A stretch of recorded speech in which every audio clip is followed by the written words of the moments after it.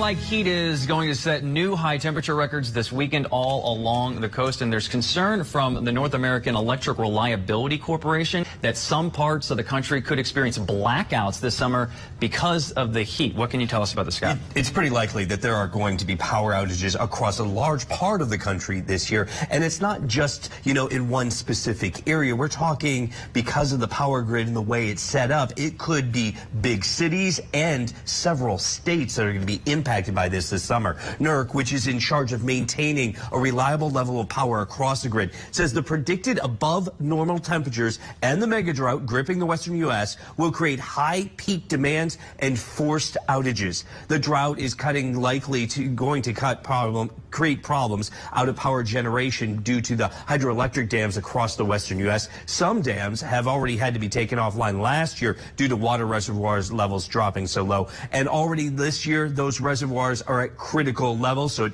could happen again. The National Weather Service Climate Prediction Center released its summer outlook yesterday, and it supports the warnings about electricity. This summer, almost the entire country can expect above normal temperatures, especially the western U.S., which is only going to add to the drought problems out there at the hydro plants. The higher temperatures will push up power demands in major cities.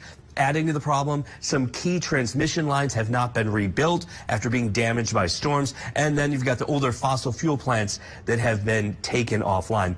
Basically, everything west of the Mississippi River is at risk of an elevated risk of not having enough power during peak times this summer. But the highest risk includes all of the entire state of Minnesota, Wisconsin, Michigan, Iowa, Indiana, and most of Illinois, Arkansas, and Louisiana. So basically right there, just kind of think of the Mississippi River and look up and down. They're at the highest risk. I spoke with energy officials when I was out in San Antonio earlier this week, and they all say the national grid has to be completely reworked because it's broken into these chunks. It's not completely tied together, and it's also based on old fossil fuel technology and not these. Remember that giant battery was in front of that you can store energy and move it quickly? Those aren't all tied in, and when that does and that gets moved into the grid, it'll relieve some of these problems. But we're going to see some power outages this summer. Which is interesting that we're talking about the high temperatures here. I mean, we just got done with the winter storm crisis in Texas that really strained the power grid there. That was chaotic. Yeah, and it was pretty much the same thing, hot and cold. But there what happened is a lot of the things froze, and they couldn't warm them back up. They couldn't get a lot of the power generation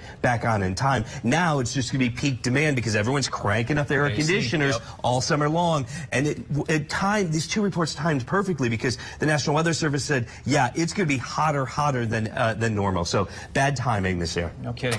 Batteries that will be made at this new facility in Georgia are going to power cars without one drop of gasoline and increase security of our battery supply chains as well. That's going to serve to save families money at the pump because they can skip the pump altogether. They are literally telling you that rolling blackouts are coming. It's everything that I've talked about on my channel. It's everything that other people have talked about on their channel. These are some trying times that we are in as a country, as a people, even as citizens across the globe. This is a trying time that we are in.